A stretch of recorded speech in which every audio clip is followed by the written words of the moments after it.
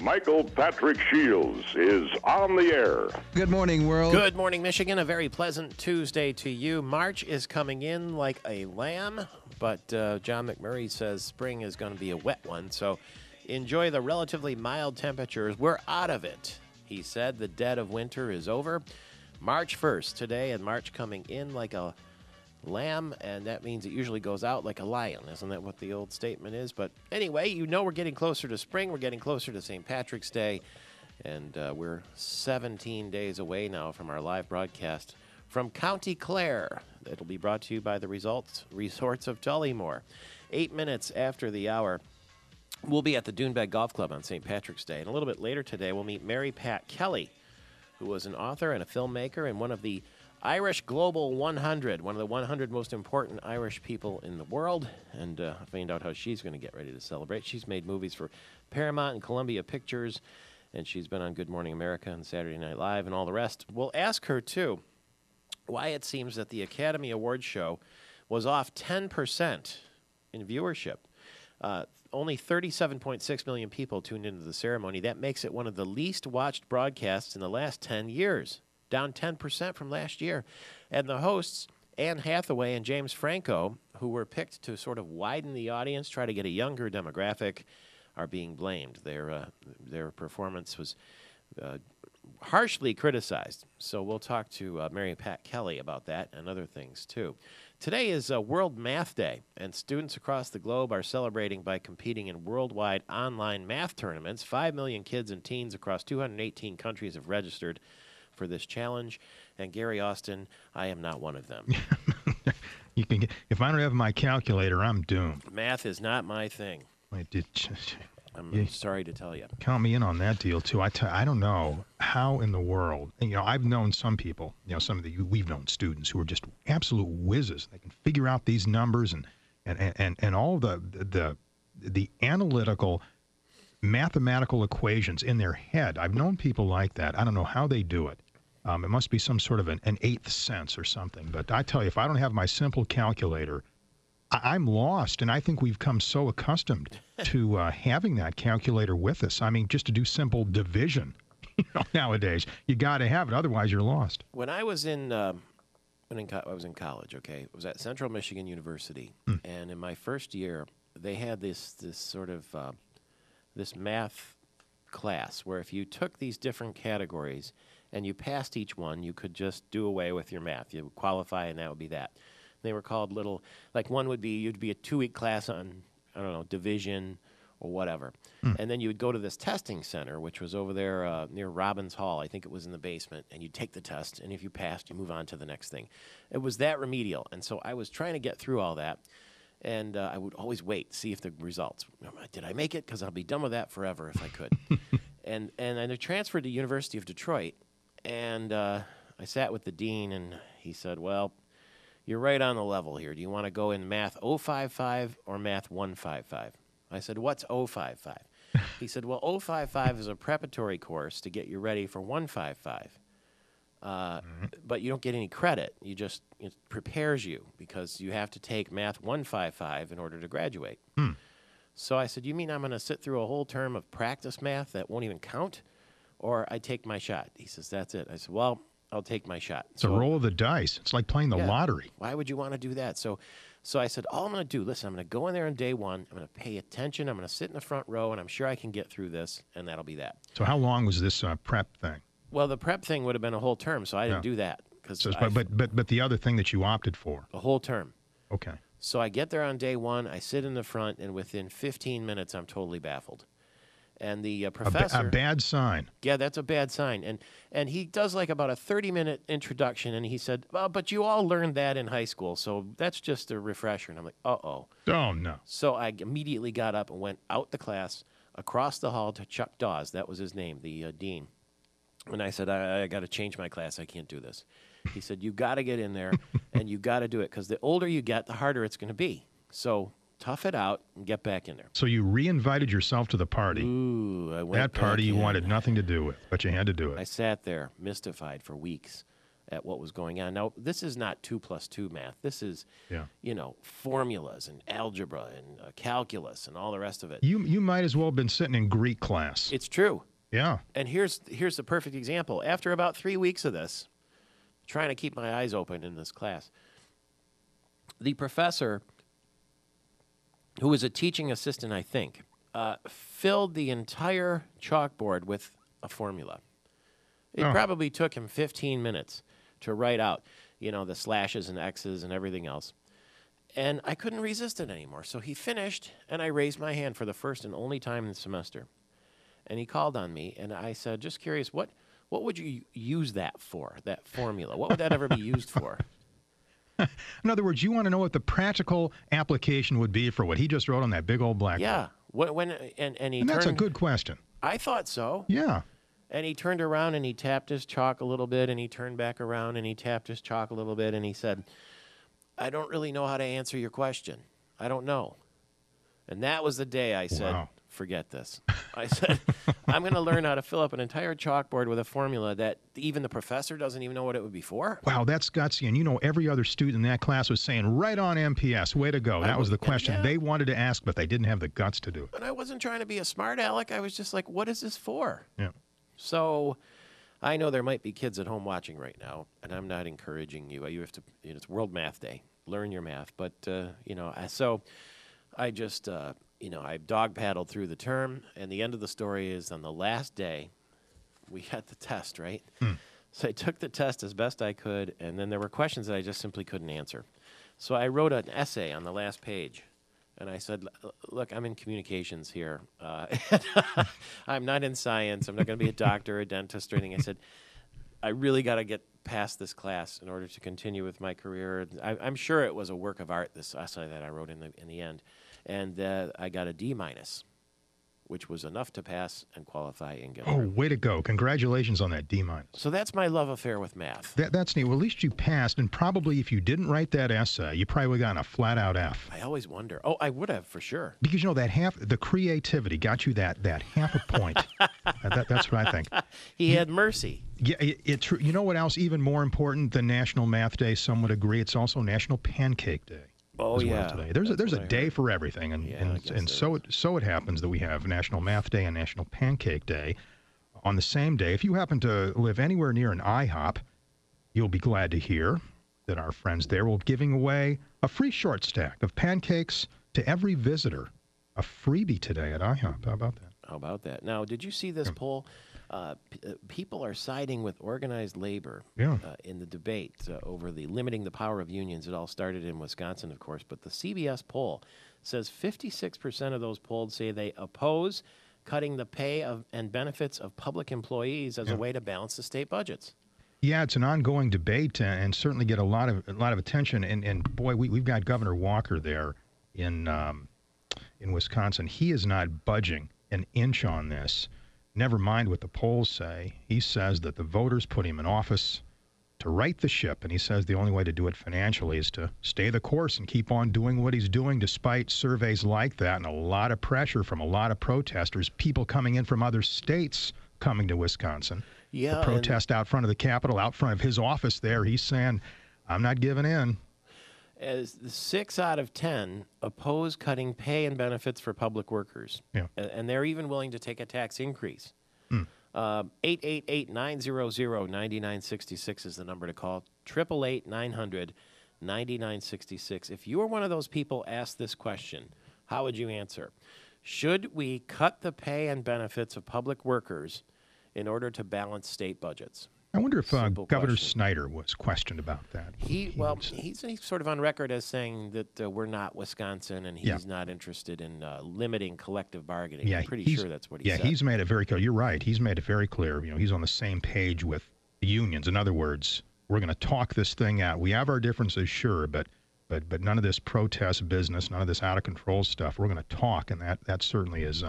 And negotiate. That certainly is Governor Snyder's approach to all of this. Talked earlier about money and the importance of knowing math to to get through your studies. Michael Patrick Shields. You're going to need one whopping calculator to figure out how much it's going to cost to keep the government running and paying its bills. And it's all about the debt ceiling.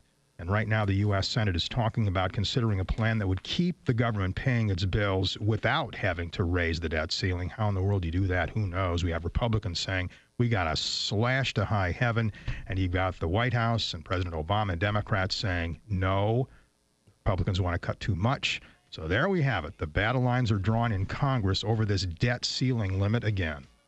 Your calls are next at 888-900-9966. That's 888-900, excuse me, 888-900-9966. Do you support the unions, or do you support the idea of cutting back the pay and benefits of state workers to balance the state budgets? 888-900-9966. The Answer Man is coming too in 4 minutes. Stay tuned for that. It's Michael Patrick Shields. Gary Austin, you know that music means it's time for the Answer Man. Right. And Rachel Chavez is sitting in today for producer Amanda Wall. And she said, what's that music? I said, that's the mystical music of the Answer Man. But the wisdom doesn't always come from the east. It sometimes comes from part south. And she just kind of looked at me. And then she said, aren't you supposed to wear some kind of hat? And I said, yes, the Answer Man hat. So she brought it over. And if you're watching on Fox 47, you can see the Hat of Wisdom. And you can see it on YouTube, too. If you go to MichiganTalkNetwork.com, we have a YouTube channel you can connect to and see what this looks like. We also have pictures on the website at MichiganTalkNetwork.com. But I'm putting the hat on, which Rachel fills me with all sorts of wisdom so that I can answer Gary Austin's questions. Yes, and I should add here, too, that it is worth a trip to our website, YouTube, wherever you want to go, just to take a gander at that very unique-looking adornment that graces Michael Patrick Shields' head every time we do this bit. And if you ever show up here in the Gillespie Group storefront studio right on the Avenue of Michigan, a couple blocks from the Capitol building, there's a Great Lakes Chocolate and Coffee Company, and you can watch through the windows. From the lobby, we have memorabilia in the lobby, or from the coffee house. You can see this take place in person. Great eats and drinks while you're staring at that hat. Yeah. I can't think of a better way to start the day. So what did I say? They say that MPS has an answer for everything. That's how it started, Rachel. And so what's going to happen now is Gary Austin will ask me questions. And since you're here, if you want to chime in on any of these answers, just to see how it goes, put your toe in the water. Amanda doesn't usually venture into this, but you might give it a try because you're a student at Michigan State, right? Yes, I am. Junior? Sophomore. So, you're from the world of academia, so you probably have lots of knowledge, too. We'll see. Hey, Gary Austin, I went yesterday to lunch with some well-known people who shall go nameless, and it was one of those lunches that started at 1 o'clock and ended at 7 p.m. No, geez, one of those kind of lunches. Yeah, well, we had a lot to talk about. Well, you sure did. And a lot to catch up on. Good. And we went to this place called French Laundry, which is not the French Laundry in Napa, but it's the French Laundry in Fenton. And it's a really nice, really neat restaurant. And the funny thing is, the guy that I went with, he says, how do we get there? And so he punches in his OnStar. And in OnStar in his car, you can ask, a name of a place, and they'll give you the directions automatically through the system. So he says, we want to go to a restaurant called French Laundry. And she says, tapping, okay. And she starts giving us directions, and it's the directions to the French Laundry, the famous French Laundry restaurant in Napa, California. I'm like, yeah, well, that's great. Have a nice lunch, she says. And I said, well, we'll get there Thursday if we start right now. So come to find out, the French Laundry, well, that's Chef Thomas Keller's very famous restaurant in Napa where it takes you 6 months or more to get a reservation, and it's hugely expensive. And it's a world destination restaurant. And I talk about it in my book, Invite Yourself to the Party, where I had lunch for two one time, and it cost $700. We were not going to French Laundry in Napa. We were going to French Laundry in Fenton, Michigan, which is a distinct difference because it's a lighthearted place. It's like a kind of like a deli, but it's unique, all right? So we get the new directions, and we make our way. How'd you manage to try to get through to the gadget that you weren't going to California? Well, we told the lady on the OnStar thing that, no, it's in Michigan. She says, oh. Well, come to find out, the story is that this French Laundry, which is owned by Mark Hamill, he went and studied in France, cooking and the culinary arts, And he came back and he bought this building that at one time was a laundry. So he thought, oh, this will be neat. I'll call it the French Laundry. That's clever. And little did he know that this famous chef Thomas Keller in California had this place called the French Laundry. And so you know what happened next, don't you? I have a feeling they opened up a dry cleaning business. Legal troubles. Oh. They suddenly heard in Fenton, Michigan from French Laundry in Napa that, listen, you can't use that name. That's the same name. And he said, well, no, wait a minute. I invented it before you. And a legal dispute happened. The hugely expensive French Laundry in Napa versus the little creative French Laundry in Fenton, Michigan. And so what happened is, believe it or not, this is a David and Goliath story, but David won. And so French Laundry in Fenton, Michigan has the rights to the name east of the Mississippi. West of the Mississippi, it's all Chef Keller's French Laundry. Well, that's neat. Did the courts figure that out They then? came to some kind of a settlement. Well, that's something. Yeah. So That's we got there, and it was really creative, and they had, get this, I had a Pimm's cup to celebrate the King's Speech victory at the Academy Awards. Now, for those who don't know, what's a Pimm's cup? A Pimm's cup is it's a British drink. It's this British liquor called Pimm's, and they mix it up with they put a cucumber in there and some lemonade and some ginger ale and I forget what else, some kind of I don't know if it's cherry, what it is, but it's a Pimm's cup, and it's like a refreshing, frothy, sort of sweet kind of drink. And you know, when's the last time you went to a restaurant where you could order a Pimm's cup? I can't think of Probably ever never seeing one of those on the menu. So that was really creative. So I had my Pimm's cup to celebrate the King's Speech because it's an English drink and it's an English movie, right? I thought that was totally suitable. And then I look down the menu and I see that they have absinthe on the menu. As a Absinthe? drink. Absinthe. What's that? When's the last time you saw absinthe on the menu? Never even somewhere? heard of it before. What is it? It's called the Green Fairy absinthe. And it's What's a Green Fairy? Well, it's called the Green Fairy because if you drink it, usually you hallucinate. Oh. It's but I think this is it's banned in the United States. Last I knew, you can get the full-on absinthe in France and London and places like that. But it's got a real anise flavor to it. It's like it tastes like licorice a little bit. And what they do is they put it. So I ordered it because I said this is a James Joyce kind of afternoon. I'm going to have a Pimm's cup followed by some. Because where else are you going to do this? So they put the absinthe, and what it is they put the glass on the table, and you put like this little metal spoon on the top with a sugar cube, and then you pour some water on top of the sugar cube, and you let it all cascade down into the glass. And it turns the liquid into a glowing green sort of flavor, like a milky green flavor. And you don't drink much of it, just about a finger or two. And supposedly, because of the wormwood involvement, it makes you see all sorts of crazy things, anise. And so I had some absinthe to follow it up. What a unique restaurant. So what'd you see? Oh, I just became very brilliant. I became full of all kinds of wisdom.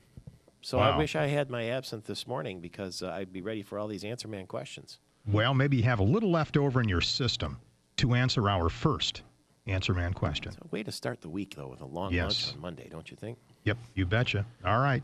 Iran is trying to uninvite itself to this party. What party am I talking about? They wouldn't really want to leave the United Nations, would they? You know, perhaps, but Are they withdrawing from the international community? Sort of. You know what? Close enough. Sounds like we're, yes. We're going to give you a bell on that. The Summer Olympics in London. That's the plan. Boycott it. That's what Iran is threatening to do. That would be the world community, wouldn't it? The Olympics? Yeah. You know the reason why? Why? Because Iranian officials say the 2012 Olympic logo spells out the word Zion. No kidding. That's the reason. Yeah. Iran's National Olympic Committee said so, writing to the International Olympic Committee chairman to officially complain about that How does logo. it spell out Zion? that's I'd the have to way- look that's at the it, I latest, guess. All right, we've got some new research here suggesting optimistic heart patients will be what? If you have heart surgery and you're optimistic, what are the odds of this happening to you? You have a better chance of recovering. Yeah, you'll be healthier and live longer than those who have a not so healthy negative outlook. That's a very good thing to keep in mind there as we Put on a a happy face. Yeah, I like that. Okay, sales numbers are out for a very important industry. That's going to happen later today. What industry am I talking about? Cars. Yes, indeed. And one estimate figures we're going to see an uptick in overall car and truck sales. Not bad, really, for this time of year, right? Usually sales aren't so hot in the cold winter months, and they pick up in the summertime, but now we're seeing sort of the exact opposite happening. We're glad to say at least that's what the indication is, and we'll know all the definite numbers here before long. By the way, Gary, Yes. I'm looking at the Olympic logo for London 2012, Yes. and I see how they could say that it spells out Zion. How's that? Well, the L has a hook on the top, so it looks kind of like a Z, the word London. Oh, And then there's there's an N, but it kind of looks like it looks like if you were putting a code word in there, that it could be Zion. I'm not saying they did it. I'm just saying I can see what they're saying. They're they're oversensitive, of course, but this lettering is kind of dubious. It's weird lettering, no question. I'm sorry to talk about it on the radio, but if you go to Google Images and put in London Olympic logo, you'll see what I'm talking about. And if you're watching on Fox 47, you can see it. We'll show it on the screen here. But anyway, that's why Iran wants to drop out. Then let them go. Let them start their own Olympics. All right, next question here. Are you ready for this one? More of us are feeling more confident what will hold steady this year, but they're unsure how robust the economic recovery might be. But however, this one key economic factor that gauges really quite a bit, it involves something very important. What is it? That is a hell of a question. Can you like repeat that? the question? You like that? Okay, I'll put it Rachel's going to answer this one because she One hasn't chimed in once yet. one sentence form. Come on. Here What? we go, Rachel. Yeah, Here we it go. One sentence form here. Many Americans feel more confident what will hold steady this year. I'll give you a hint. It's got a roof on it. Houses. You're right. Oh, She Rachel, got it. very good. That's pretty sharp there, Rachel. Way to go. Okay, hey, our next one here. Gasoline prices are heading in which direction? Up, she says, north. It's getting more expensive. Way to go, Rachel. You're 2 for 2. The answer man's knowledge is rubbing off there. And she's not even wearing the hat. Congratulations. Yep, say AAA rubbing Michigan off. is telling us prices, in fact, have gone up 26.7 cents per gallon in the past week. Seems like every time we drive by our favorite service station, they got the guy out there who's ever has the job of changing those numbers. Those folks have been very busy around here of late. If things would calm down in Libya, we might be able to catch a break Yeah, some are saying, but then you have others saying it's just an excuse for, we've heard the story before, excuse to raise prices, citing something. In She's this got case. one last question if you can get it. We do. Okay, this is a day involving another national day, and it involves something we really like to eat for breakfast. It is National What Day today? Pancake day. You're absolutely right. Way to go, Rachel. Blueberry with butter and a little bit of syrup. Oh, Have to go wonderful. with Chocolate chip. Chocolate chip pancakes. she Chocolate wants. chip. Boy, that's a real sugar burst there. I'll say. Thank you to Gary Austin. This is The Answer Man, Michael Patrick Shields at 35 minutes after the hour.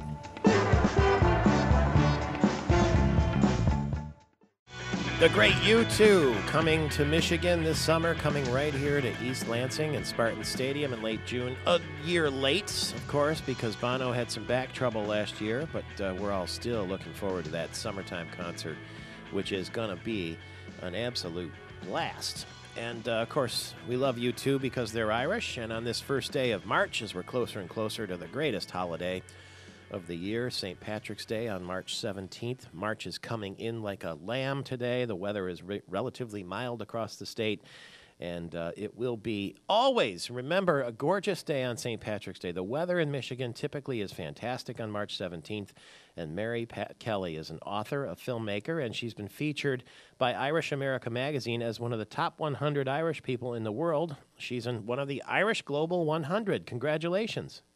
Thank you very much, Michael Patrick. You've written several stories connected to Ireland, award-winning documentaries, and you've been a screenwriter for Paramount and Columbia Pictures and Good Morning America. You've appeared Saturday Night Live. There's no business like show business, is there? That's right, that's right. Do you feel extra inspired when you think and write or tell stories about Ireland? Yes, really, Ireland. I grew up in Chicago, And while I was very proud to be Irish American, I didn't really have much knowledge of Ireland itself. And as you say, through doing these documentaries on Irish subjects, I started working with John Hume and the peace movement in Northern Ireland. I got more and more involved. But when I'd go to Ireland and people would ask me, well, where are your people from? What county? I would say Cook County, Chicago, because I didn't know. And so the journey to find my own roots, which were right on the shores of Galway Bay, is what inspired me to write this novel, Galway Bay, in which I incorporate 40 years of research into Irish history, the stories, the myths, the music.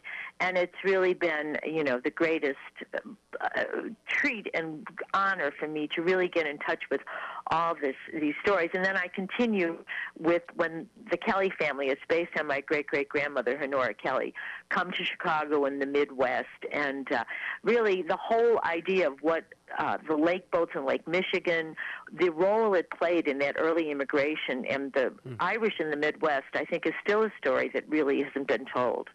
Yeah, we're going to be broadcasting from County Clare in Ireland for St. Patrick's Day. And when you think about Michigan, like you talk about our Irish roots and counties, you said Cook County. In Michigan, Right. We've got Wexford County, Antrim County, Roscommon County. We've got a number of Clare. We have a number of counties named for Irish counties right here in the Midwest. Well, that's interesting because I have a great-great-grandmother, Foley, that was from Wexford, and they ended up living in Wexford County. I never realized until you just said that. Yeah. Obviously, people came over and named the counties after where they were from. Yeah, and we... So if they'd named Cook County Galway, I would have known. Yeah. And, of course, Chicago has that great Irish heritage, too, turning the river green and all the rest of it on Yes. St. Patrick's How Day. lucky to be in Clare. Where are you going to be in Clare? We're going to be at the Doonbeg Golf Club and Lodge, which is just not too far from the Shannon Airport there. And it's Oh, beautiful. I think it's the finest lodging in Ireland that I've ever experienced. And then we're going to go out to Dingle in County Kerry, which is my adopted hometown, and spend a that's little wonderful. time like To that. Brenner's Hotel? How did you know? I just know. I had a wedding reception at Benner's Hotel one time. Boy, this is a small world, isn't it?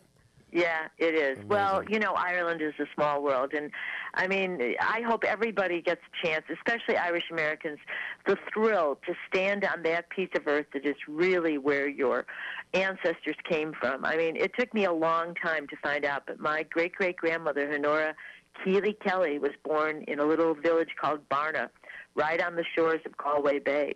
But when I was doing the research, I found out that the whole little village, 30 cottages, they were evicted, and the cottages burnt to the ground in the height of the Great Starvation, which is a big, important part of my book because, the world calls it the potato famine, but it wasn't a famine. There was plenty of food in the country. And while the tragedy of it, that 1 million people starved to death, but then along with that is the courage and resilience of the people who survived and the 2 million who came to America, many, as you say. And look what they carried to name the places where they arrived after the places where they came from and to keep that connection in spite of everything. It's really inspiring. One time I stayed at this place called the Grove Hotel in London, which was on the property of the Earls of Clarendon. And I was sitting there, and they were telling me about the history, and I said, Earl of Clarendon was Lieutenant of Ireland during the famine. That's right. And I said, did you say he's buried on the property? And they said, yes. And I said, would you mind telling me where? And they said, what's your last name? I said, Shields. They said, I don't think we're going to tell you where he's buried.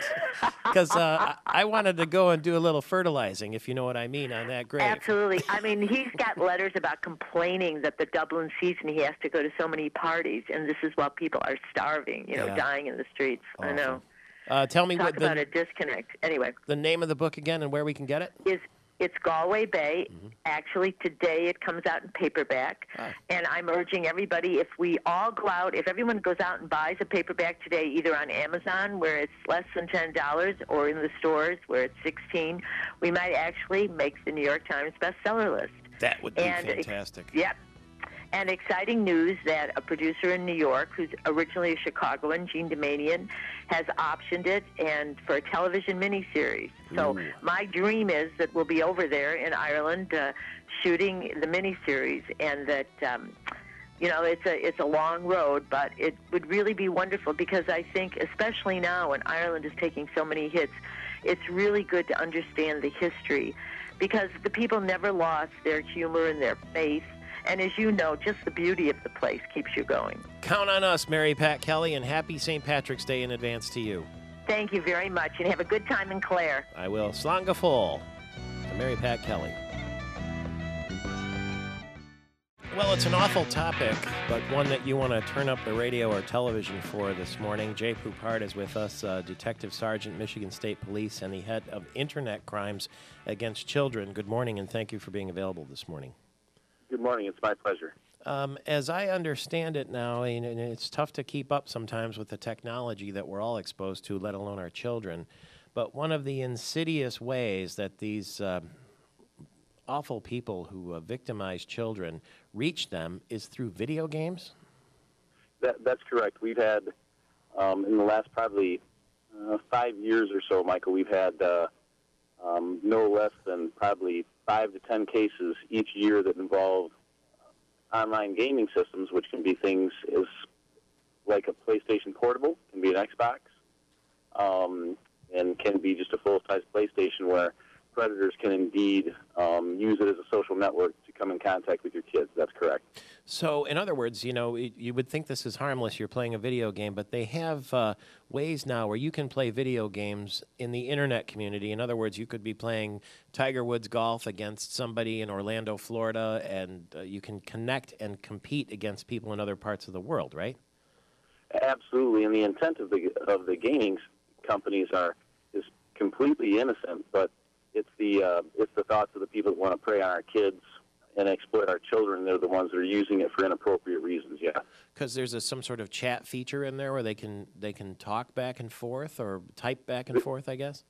There absolutely is, and that's one of the things that we try to encourage parents to stay up to date with, is to make sure that when you're choosing an electronic gaming system or any type of a gaming system for your child, you have to make certain that you understand all the other responsibilities that come along with it. And most of those are gaming systems, and yes, not only can you type chat back and forth, but there's also different types of headgear that you can wear where the chatting is actual live chatting like you and I are doing right now when you're working on a mission together. So it's not just the texting back and forth, but it's also live chat as well. So what should we tell our children when they're playing video games and they're connecting with, it's like you said, it's harmless. If you want to play against a kid in California, that's pretty cool. If you want to play Madden, he's the Oakland Raiders and you're the Detroit Lions, and you haven't, that's all sounds fine and good. What are the danger signs? Well, it is all well and good, and I'll switch just for a moment. It's well and good as long as the adult, that's your niece or nephew in, say, California that they're gaming against. We like to make sure that the parents understand that unless you have a physical relationship with that person, if you don't know them in the real world as opposed to the cyber world, then you should choose not to. There really isn't any good way to verify. Most of the predators, what they do is they'll deceive the gaming system, and they'll tell the gaming system, they won't tell their gaming system that they're using their appropriate age. So a lot of times the, say, 10 to 15-year-old child that's chatting with someone doesn't even realize they're chatting with an adult. That adult's trying to portray a child online to earn that younger person's trust. I noticed that there's some talk that these predators aren't exactly necessarily what we think of them anymore. They're not hidden in a basement somewhere. They could be sitting in a Starbucks. That's absolutely correct. Yeah, the wireless aspect of cyber investigations, digital investigations, is expanding rapidly with the internet connectivity that's provided by local businesses and large businesses to promote attendance to their venues. And again, it's not anything that's done inappropriately by those businesses. It's just another way for predators to gain what they believe is a level of anonymity as they're accessing the internet to these gaming sites or just as chat sites to talk to children. That's correct. What recourse does a parent have if they think, that something inappropriate has happened or is happening? What should you do? Well, I would definitely tell them to contact their local law enforcement agency. And I'll say this: not every local law enforcement agency is comfortable dealing with this topic, because most of them know that a lot of times the predators may not, the victim may be in their jurisdiction, but the predator more times is not in their actual jurisdiction or venue. So what we do is a state police task force that administers our federal Internet Crimes Against Children task force. We would encourage them to make a cyber tip online at MichiganICAC.com, MichiganICAC.com. That would come to our Internet Crimes Against Children task force office, and then we would work with the local agency to protect that child, and then to attempt to, wherever the suspect was, we would work with the other state task forces to find that suspect and begin an investigation, Michael. Okay, thank you very much for the warning this morning. With lots of young people getting ready for school, their parents getting ready for work. Close attention to their activities is probably the best piece of advice, whether it's online or otherwise, and we sure appreciate it. Jay Poupard, the Detective Sergeant with the Michigan State Police, the head of the Internet Crimes Against Children unit, watching out for your kids. It's Michael Patrick Shields. You can hear that interview again at MichiganTalkNetwork.com if you want to go over the finer points. Obviously, it's very, very important, and we thank you, sir, very much.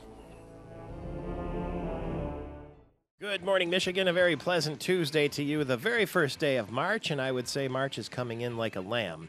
I talked to John McMurray yesterday, and he said it might be coming in like a lamb, but be ready. Looks like it's going to be a wet spring. But nevertheless, he said we're through the worst of it when it comes to winter, and that's good news. It's a Grand Traverse Tuesday brought to you by the Traverse City Convention and Visitors Bureau. All kinds of special events going on. And do you know that you can go to Traverse City in the middle of the week and pay $35 for a room, $60 on the weekend, and you get coupons for restaurant discounts and winter recreation discounts at Shanty Creek and Timber Ridge and all sorts of fun stuff there at Turtle Creek Casino, the movie ticket discounts, it's the State Theater, all of that at TraverseCity.com. And two gentlemen from very near Traverse City and in Traverse City, Gary Austin, are with us right now. State Representative Wayne Schmidt, the Republican from Traverse City. Good morning to you. Good morning, Michael Patrick. And Frank Foster in his first term as a state representative from nearby Pellston. Good morning, sir. Gary Austin, I'm gonna get you in on this interview here if we can, but I first want to, Yes. Good? That's all right with you? No, you bet. I'm curious about this poll, gentlemen, that was released last night. Says that most Americans are siding with organized labor in this debate over the limiting the power of unions. It started in Wisconsin. There are some other governors who are possibly considering limiting the collective bargaining of state employees. But the survey shows 56% of those polled oppose cutting the pay or benefits of public employees as a way to balance the state budgets. And some of them are even willing to have a tax increase instead. What do you think?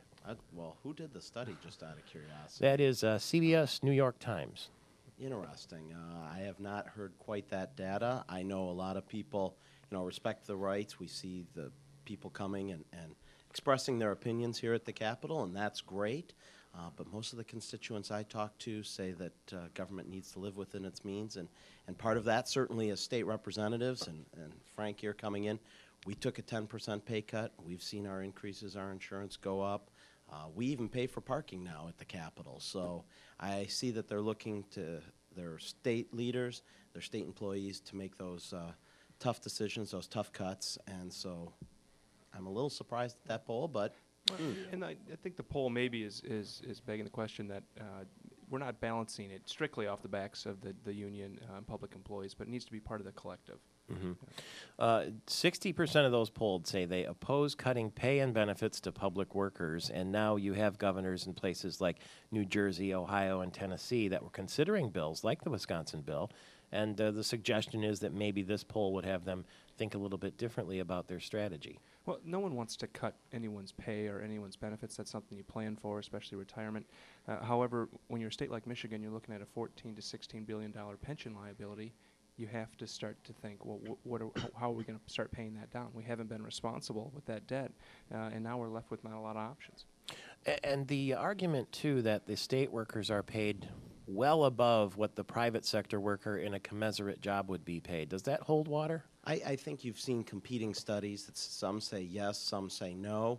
But the fact of the matter is we only have X amount of money, and this is one of those areas that we do. Everyone, as the governor has asked, there's going to be shared sacrifice, and part of that's going to be some of the pay and some of the benefits of state workers. I'm not saying bring them down to minimum wage or eliminate all health care or retirements, but we have seen moving in the right direction, moving state workers from defined benefit to defined contribution.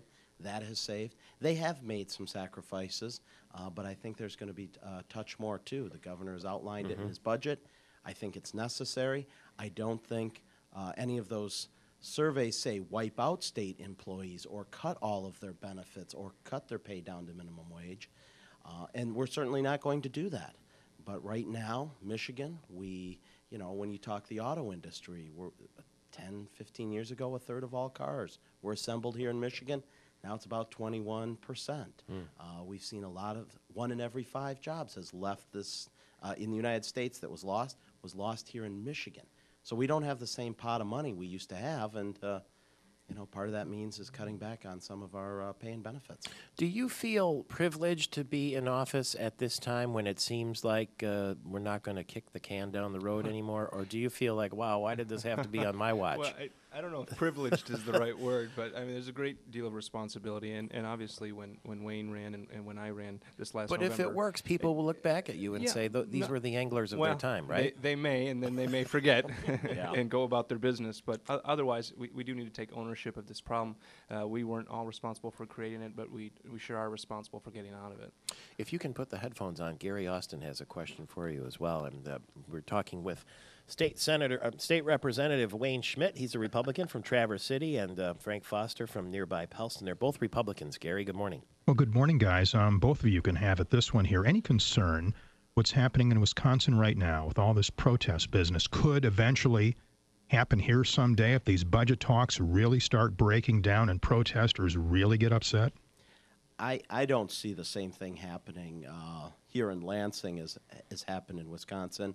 As I said, we've worked together, organized labor, legislature, business. I think we have a much better relationship. We've seen the tough economic times that have gripped this state for the last 8-10 years.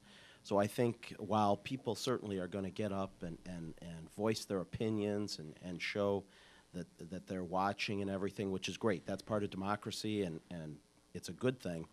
I don't think we're going to go to a Wisconsin-style sit-in or anything like that. Certainly there's going to be frustration, there's going to be disagreement, but there's certainly a lot more discussion going on than ever occurred in Wisconsin. Well, and I see a whole lot more, and maybe you can agree or disagree, Wayne. I see a whole lot more when I go back up to the district of support for Governor Snyder than maybe Governor Walker. There's a lot of people that have elected him in with an overwhelming majority that he's campaigned and he's following through on a lot of these promises. Some of the details are different, but I see a whole lot more support from the electorate over on this side of Lake Michigan than I do on the other side. Do I hear you guys surprised at all that Governor Walker is following through? Of course, candidates run on a wide range of promises, as we know, but boy, here's a guy who's really following through with what he said he would do. He did campaign on that. He's following through. I think Governor Snyder is staying true to his word, too.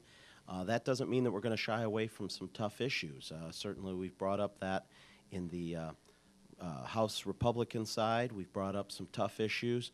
We're going to stick with our game plan, but it's certainly not going to be a Wisconsin. And I think a lot of us ran, Gary, because we were fed up with the lack of follow-through. So it doesn't surprise me that you have a lot of people coming from outside of politics that are very willing to get things done. You know, I'm curious, too, guys, as you look out your window, the Capitol, and you see these protesters out doing their thing. And, boy, we've just seen a prelude of what we can expect probably in the months ahead. Obviously, quite a few folks are upset. As you look at those folks out there chanting and carrying their placards and what have you, what goes through your mind? A lot of them, well, a couple things go through my mind.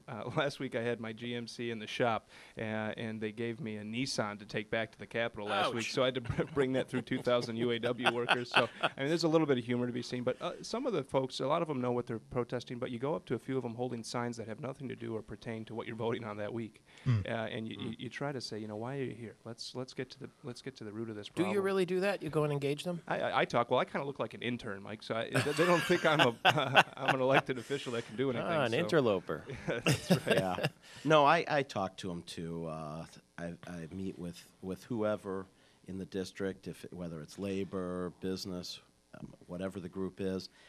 Certainly, I don't want to see any more job losses. Sometimes, if they're sacrificed by everyone, more people stay employed. Certainly, the police and firefighters know that in these tough budget times, if we make cuts, especially our local governments, if they make cuts, they could lose a partner, and that's certainly something we don't want. So the question is how do you balance it? How do you make sure that we still have the same public safety? Those were many of the people last week for 312. How do you make sure that everything that goes well, but still have a balanced budget and be responsible to the taxpayers? Well, the teachers are going to be heard from sooner or later, right? $700 per pupil, K through 12. We did a lot. I did a lot of that yesterday. Did you? Town halls around the district with teachers, and their concern wasn't exactly the per pupil. I'm sure it will be. It's the privatization, mandatory privatization of services and transportation within schools. So right now that seems to be high on their list, and I think they know as well as maybe I think that we're not going to end up at that number. I mean, that might be a good starting number. We might have to work our way down. That's kind of across the board, isn't it, with the entire budget proposal? Correct. It's not going to look this way. Can we be sure of that, essentially? Well, I think Governor Snyder is heading in the right direction. I support, the goals and visions that he has, but of course the legislature, the Senate, and the House, we always seem to put our stamp on things. But I like the fact that there's an end game, that Budget Director John Nixon has laid out some very specific goals, along with the governor, obviously, the whole team, and very excited by that if we do these tough decisions now, these next 2 years, we're talking about the next 10, 20, 30 years setting the right tone. So my kids, 6 and 8, can stay here in Michigan. Is And this my going to be yes, right. A nice distinction he makes there, isn't it? You let him get away with that all the time? Oh, Is this boy. going to be a 1-year budget or a 2-year? Well, it can only be a 1 year Right. per the Constitution, but we're looking looking ahead. that way. 2-year plan, And that's yeah. what's nice. We're looking ahead. Thank you very much. Looking ahead on a Traverse City Tuesday with State Representative Wayne Schmidt, Republican from Traverse City, and Frank Foster, State Representative from Pellston. Happy March, gentlemen, and thanks for being here. Thank you. Thank you. Well, I don't have to tell Mike Hughes where this theme song comes from. He knows because he covers television for the Lansing State Journal and from MikeHughes.tv. And he's on the other end of our line this morning. Good morning to you. Good morning.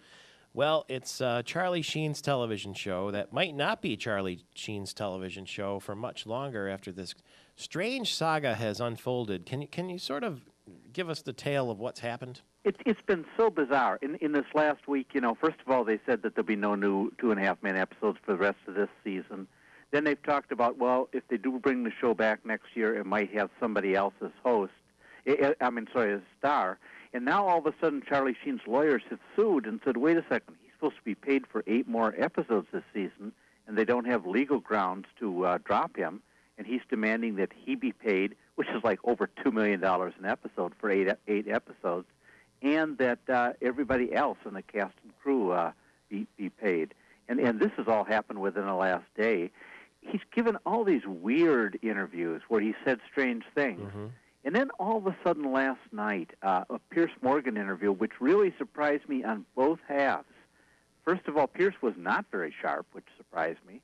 But second of all, Charlie had kind of sobered up. He was almost normal last night and starting to make his case, so I don't know. Well, his interviews with the Today Show and I guess 2020 had been going all around and causing a furor on the internet, where he talked like I don't want to say a crazy person, but he seemed a little bit almost delusional. Absolutely, he'd say things like I'm tired of pretending I'm not special. Yeah. Things like that. He'd insult everybody else around him. He'd also make little slip-ups that sounded much worse than they were. For instance, Chuck Lorre, his producer of the show, he used his original name, birth name, and that made it sound like it was an anti-Semitic slur to suddenly start throwing around a guy's birth name. And so things like that he apologized for last night. He said it was a mistake, and he said, hey, Chuck Lorre calls him by his birth name sometimes, which is Carlos Estevez, which not as opposed to Charlie Sheen. So he apologized at the right places. He sounded kind of normal, but still strange. And I was disappointed because Pierce Morgan was just way too obsequious last night. Let's hear a little bit of that. I guess they didn't even know if he was going to show up, Charlie Sheen. He got there 4 minutes before broadcast time. And here's a little of what it sounded like. Charlie Sheen with Piers Morgan on CNN last night. I guess I would have to play ball on some front, but I don't feel like they still have a right to interfere in my personal life. I really don't feel like I don't do it in theirs. If they'll submit to all the same constraints, all the same, points to that agreement, then fine, I'm on board. Well, but then I start hearing stories about they're going to hire John Stamos. It's like, you guys do that, you deserve everything that happens later, Sorry, John, you're a lovely man, but you got on me on Howard Stern, bro, and I don't forget anything, So you're quite sensitive underneath the brash exterior. Well, sensitive, yeah, when I have to be, sure. Yeah, but, when I'm fighting a war, there's no room for sensitivity. But has any of this really upset you? Properly upset you? I was upset when, after being kind of picked on and a little bit, that stuff, by Chuck and the Vanity Cards for like 8 years, and I finally fired back once. Now my fire back was a 2,000-pound bomb, and it was laser guided. But Chuck Lorre, obviously, he's the creator of the show. He and you. But he took his ball and went home. Yeah, but one crack, he took his ball and went home. I'm like, dude, come on. If he wasn't already trying to get off the show, then I don't know what else is going on. Why do we care so much, Mike Hughes, about this? Why, Charlie Sheen? Why is he making the rounds? A couple things. First of all, you got to remember, it's the second funniest comedy on television, 2.5 Men. So you don't want to lose a really good show. And the second thing, the really weird thing about it is, every week, week after week, Charlie Sheen is perfect in that part. So as weird as he is before the camera goes on and after the camera goes off, the guy has a really good comedy timing, and he's perfect for the role. So we care because if he's gone, if the show disappears, we lose a half an hour of exceptional comedy. That's one reason, but mostly just because it's this saga. I mean, it's the one guy who lives big. As he said last night, he's the guy who lives all the lives that we only think about living. And so we kind of follow what happens when somebody does that. But is he enjoying himself is the part that confuses us. When the show started, I talked to him one-on-one, and I asked him about that, and he said, he was talking about the dark point where he was into a lot of hookers and drugs, and he said, that was really not a happy time for me. That was a very sad time for me. Well, that's not what he said last night at all. What he said last night was that he's having a wonderful time, he's enjoying every moment of it, and he wishes people would leave him alone. So, in our daydreams, we all live Charlie Sheen's life. So we're kind of sitting there watching it and thinking, what's it like for a guy who really does that? His point, too, was that no matter what he does when he's away from the set, when he's on the set, he delivers. Yeah, and that's true with what's on the air. Now, he admitted that he missed some rehearsals and he was shaky for some other stuff. But, yeah, there's no doubt that his performances on the air have been excellent. And that's kind of his legal grounds. His legal grounds is that, they've got a contract with him through all this year and next year, and they have to pay him every bit of it unless there's grounds. And he says that grounds is not saying bad things about your producer. That's freedom of speech. The things he said about his producer are idiotic, absolutely absurd. But I guess in a contract you're allowed to be an idiot as long as you do your job. Speaking of that, Ben Roethlisberger has gotten engaged, and he's going to get married this June. Isn't that the thing? People who perform, that's the difference. Charlie Sheen and Ben Roethlisberger are good examples. The guys who do their job when they're out there, and the rest of the time, Lord knows what happens. Yeah. Now, have you heard anything from Martin Sheen about all this? He must be mortified. He must be, and Charlie Sheen said last night briefly that he hasn't talked to him at all, which is surprising, and that supposedly that Martin Sheen has been out of the country, and that's why. But I understand that these telephones do actually work from one country to another. Yeah. So Isn't that a load of bollocks when you hear somebody say, sorry, I was out of town. Yeah. I wasn't reachable. Martin Sheen is a wonderfully bright and concerned person, but the thing is, Martin Sheen has spent the whole second half of his life on passionate political causes, and to see his son just throw away millions on things like that is just got to upset him. What do you think will happen next? Because it's possible that if they would just go ahead and resume production, that first episode of 2.5 Men would be huge, wouldn't it? Just out of curiosity. It would be, and there is a slight possibility that CBS will realize that legally they have to give back in and go ahead and do some more episodes this year. And if so, there'll be really good ratings. Frankly, the last night's rerun was terrific. Ironically, last night's rerun went right up against that Charlie Sheen interview on Piers Morgan, but it was a really good rerun. So, reruns are new episodes. It's a good show. Well, to be continued, I guess. It's grim, though. I mean, it's one of those situations where you watch someone and then you get that feeling like the next time you hear about them is going to be a tragic ending. It's really. I felt better last night because it seemed like he was falling apart entirely, and it looked like he'd gotten himself together a little bit, and not through advice. He's fired everybody. He's fired his publicist and everything else. So whatever he's doing, he's kind of just friends are giving him advice now. We will read about it at MikeHughes.tv. Okay, see ya. Thank you very much. 32 minutes after the hour. The Red Wings were in action yesterday. If you weren't watching 2.5 Men or Charlie Sheen, they had the late game in L.A., and Drew Miller from Lansing was the star of the show, right, Cal? Thanks, Michael Patrick. Drew Miller scored a pair of goals, leading the Red Wings to a 7-4 victory over the Los Angeles Kings last night at the Staples Center. Michael Handzus netted a quick power play goal, but the Red Wings responded, scoring the next 3 goals to take a 3-1 first-period lead. Miller, Cleary, and Nick Lidstrom all beat Kings goaltender Jonathan Quick. Pavel Datsyuk netted a power play goal with under a minute to play in the second period, giving Detroit a 4-1 lead after 40 minutes of play. Now, 6 goals were scored in the final period. Darren Helm had a shorthanded effort. Miller and Yuri Hudler also connected for the Wings. Dustin Brown, Wayne Simmons, and Brad Richardson beat Jimmy Howard late in the third. Kings outshot the Red Wings 39-27, but the Red Wings recorded their 39th victory of the season. The final again, Detroit 7 and the Los Angeles Kings 4. That's the story from Los Angeles. Now back to you, Michael Patrick, in the studio. And they're cheering in Traverse City, too, because the Red Wings have such a special link to Traverse City. It's a Traverse City Tuesday here on Michael Patrick Shields in the morning. The Traverse City escape packages. You can go to Traverse City for $35 a night midweek and get lodging, get restaurants, get certificates and coupons for skiing and movie tickets and all sorts of fun stuff. Just go to traversecity.com if you want to make that arrangement. And who was it? Dallas Drake we talked to last week, the former Red Wing, who now lives in Traverse City, and he has a pond in his backyard. Imagine that, going from the NHL to being in Traverse City and skating in your backyard. Pretty good living. The Red Wings didn't make any roster changes yesterday. They had the NHL trade deadline, but they did lock up Jimmy Howard with a contract extension. He's got $4.5 million over the next 2 years. He leads the NHL this year in wins, 30-12-3, with a goals against average of 2.7, and he's going to be sticking around. So let's make him our Northwood University Leader of the Day. Northwood University celebrating 52 years of producing leaders. Tigers spotted the Yankees 2 runs yesterday, but came from behind to win in Lakeland, 6-2. They have a split squad today, so can they all remain undefeated? We'll see. Pistons are on the road tonight, too, against the Milwaukee Bucks. And Ohio State is the #1 basketball team in the nation. 35 after the hour, Michael Patrick Shields. And we're awfully glad you're doing that on this first day of March. March coming in like a lamb, reasonably mild temperatures across most of the state.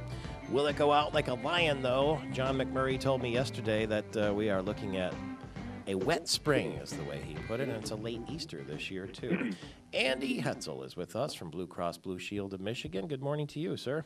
Good morning, Michael Patrick. Before we start, I want to wish a very happy birthday to my little girl, Zoe. She's 7 this morning, and she's real excited, and she even has a day off of school today, so you can't get any better for her. Oh, that's terrific. What will you do to celebrate? We're having a little party for her tonight. Unfortunately, both my wife and I have to work today, and I work in the day, and my wife teaches at night. So we're going to tag team a little bit, but she'll get to spend time with both of us, and she'll have a great 7th birthday. What does the modern 7-year-old's birthday look like? You know, when I was young, you had pin the tail on the donkey and all that kind of stuff, but we're in the modern age now. What does a 7-year-old like on her birthday? I don't think it's changed very much. We're going to have a party this weekend with a bunch of her little friends, and she'll get some presents, and, you know, I don't think it's changed very much from when you and I were kids, except for the gifts that they get. You know, there's more technology involved these days, so you know, we'll see. She'll have a great birthday week, though. It's the benefit of having your birthday on a Tuesday is you get to celebrate all week long. It seems it's a festival, is what. Yes, it is. Absolutely. It's terrific.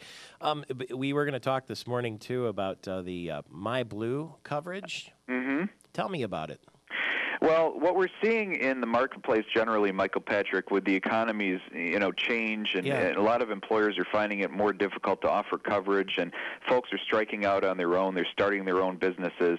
We're seeing a shift toward individual plans, and here in Michigan, we've had a long tradition of real strong employer-sponsored coverage. People are used to going in to get a job and having their employer provide pretty decent and rich benefit packages, and that's changing slowly. So Blue Cross and other insurers are offering plans in the individual market for people who aren't covered by employers.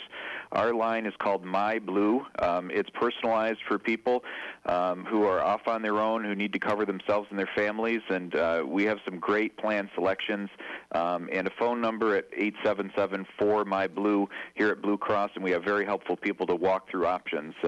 It's real important. A lot of people have trouble sort of navigating their own health insurance choices when they're in the individual market. We've got some great people here at Blue Cross to help them out. So let's say I'm a freelancer or an individual, and I want to buy my own insurance, and I go to bcbsm.com and start to sort it out. How much typically does something like that cost for a monthly plan for just the basic health insurance? Well, traditionally, Michael, we've offered community-rated plans here at the Blues that don't discriminate based on how healthy or how unhealthy you are coming into coverage, which is important. So you don't need a physical or anything. It provides or anything. a level of fairness to people. We at Blue Cross don't discriminate based on somebody's health. Traditionally, what that's done is it's driven up the price of our plans, and very honestly, our plans have been more expensive than plans that other insurers have offered because we cover everybody regardless of medical history. But Blue Cross has done a lot of work in recent years in offering a diverse array of products with different price points, different deductible levels. We've really diversified our portfolio for individuals. And now if you're an individual seeking coverage, you can come to Blue Cross and find a pretty affordable plan. And, we think that there are a lot of advantages. We have a great network. We've got a great brand for people who come into coverage with us as individuals. They can have that level of security that Blue Cross provides here in Michigan on their own.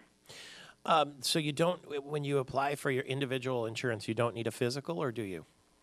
No, not here at Blue Cross. We don't discriminate based on health. You step right up and you're in. How long does the process take? Let's say you find yourself without insurance and you're nervous about that because nobody likes to be uncovered. How long does it take from the minute you decide to come into the Blues till you're covered? Well, it doesn't take very long at all. It starts with that first phone call, though. People should reach out to us. They can go online at bcbsm.com/myblue, MYBLUE.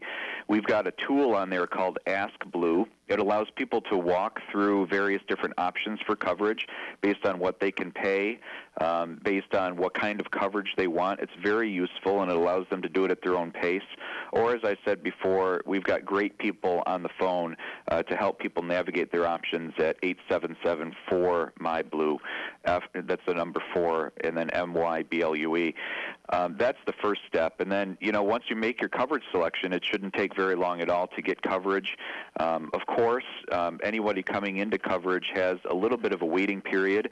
If they come into coverage with a condition, we don't want people to game the system. Commercial carriers have a 12-month waiting period. We at Blue Cross have a 6-month waiting period, and we ask people to wait that long before they get certain conditions covered that they come into coverage with. But we're here to cover them right away. But you will get coverage. Oh, absolutely. You will get coverage from the Blues. That's why we're here, Michael Patrick. It's part of the reason that we're here in Michigan. It's part of our safety net mission to provide coverage to anybody who needs it. And we don't discriminate based on medical history, and we'd like all the other insurers in Michigan to do that too. That's one of the fortunate things about Blue Cross, but it's one of the unfortunate things about the market here in Michigan. It's pretty unfair to people who are, who have that pre-existing condition in the individual market. You said it starts with a phone call. What's the number? Again, it's 877-469-2583. That's 877-4MY-BLUE. And we've got great people on the phone to walk through options with folks at their own pace. BCBSM.com. That's Blue Cross Blue Shield Michigan.com. Thank you very much, Andy. In this sort of bold new economy, there are people who are striking out on their own, and they need to be covered too. 14 before the hour, it's Michael Patrick Shields. Jeff Daniels will join us, the actor from Michigan. Coming up shortly. Stay tuned. I'll tell you who's coming up next. He is here with us nicely in studio here. State Representative Chuck Moss, the Republican from the Birmingham area, on his way to the office this morning. Good morning. Good morning, Michael Patrick. Should we let everybody know, all the other legislators and lobbyists and people, that you have left your phone at home this morning in case they're trying to reach you? I almost turned around to drive back, but I figured if I drove quickly, but within the parameters of law enforcement, I could get here on time, and I'm here. So if you want to call me, you got to call the office. See that now you worry because there'll be people might try to reach you and say, well, that Chuck Moss, he didn't bother to call me back. And I know it's terrible, but that's the problem. I mean, if you've got the phone with you now, you're never away. And they expect an immediate response most of the time, right? Well, they get it. That's my job. A text, or they say, well, surely he's got that. Even if he's in a meeting, surely he can sneak a peek at his mobile device. Indeed, but don't call me Shirley. How things have changed. Indeed. Now, have you had a chance yet to hear the results of this survey that the New York Times and the CBS News did about whether people have an appetite for cutting the budgets and the benefits of state workers? Oh, no, I have not. The New York Times, huh? Yeah. Oh, the New York Times. And CBS News. Yeah. The same guys that brought us the Dan Rather fake but true documents. Okay. Let me guess. No, what do they say? All right, I won't make you guess. You're going to be Karnak. You're going to put it over your head and. Yeah. What percentage of people said they support pension reform, curtailing collective bargaining rights for unions, and balancing the budgets by reducing the pay of state workers? I don't know. 60% say they oppose. Wow, yeah. Cutting the pay and benefits to public workers. Yeah, so that's, and cutting the pay and killing doggies and, eating cats and, look, just hear the way that is, the way it's phrased. Yeah. But how come, if everybody believes that, how come the election results in November let's put it this way, would you favor raising taxes to give public sector workers better benefits than you have? Yeah, well, you put it that way, you probably get a different answer. You might, yeah. All I can say is, we're going to see if we can get our budget structurally balanced without raising taxes here in Michigan, and hopefully without having a Wisconsin-style. What would you call that? Let's just call it kerfluffle. Yeah, it's interesting, though. The people seem to be enjoying almost the ability to organize and protest. And I wonder sometimes if they see what happened in Egypt, they see what happened in Libya, now they see what happened in Wisconsin, maybe there's a new movement of people that say, you know what, we want our voices to be heard other than the ballot box. Well, everybody wants to be heard, and it's your public right. In fact, it's your duty to go out and be heard and speak up. But, you want to talk about Egypt, that's great. The only question is who's Mubarak? Mm-hmm. In Wisconsin. Now, who is Mubarak? Is the governor Mubarak, or are the unions Mubarak? Mm-hmm. And I guess it's better Mubarak than Gaddafi, huh? But, I wouldn't compare what's going on in Wisconsin to Egypt because we do have elections. When in Egypt, they really aren't. It's not a free country, and if in Libya, even worse. Around here, you can have an election, you can have a recall, you can throw the bums out, and the bums will leave. Whereas imagine if John Engler had been there for 40 years, and it's just even if you start out well, after 40 years of absolute power, it corrupts. Here, it's this is America. People will have their right and their own duty to come and protest and make their voices heard. Governor Christie, for instance, when he heard about this poll, said, well, I think I know my people better than the New York Times and CBS. Otherwise, they should elect Katie Couric. Ooh, that hurts. Yeah. I watch their circulation and viewership go down and down and down too. And the New York Times, of course, has been financially in trouble and financially weak for a long time, and their circulation has been dropping. I think more people read the Drudge Report than read the New York Times. And I'm told that Governor Snyder, when he was in Washington, or he may still be, he was at the White House, and then they had the meetings with the president yesterday. By the way, I thought it was kind of interesting that Barack Obama, in his address to the governors, pointed out that Mitt Romney is in agreement with himself on some of the tax or health care reform. And I thought, wow, I wonder what Mitt Romney thinks about when he hears the president saying, Mitt Romney is right. He and I agree on portions. Well, it's like, You know what I'm saying? He wants to be elected president. The last thing he needs is President Obama saying, Mitt Romney is right, and we're in agreement on health care reform. He's my guy. Well, after the election, they talked about President Obama shifting, kind of doing the Clintonian pivot, you know. And that Time magazine showed Obama and Reagan together like they're buds and some. But, with the Wisconsin, the labor stuff there and Obama's involvement in that, I think that's gone away. Obama is no Bill Clinton. He actually has principles, I think.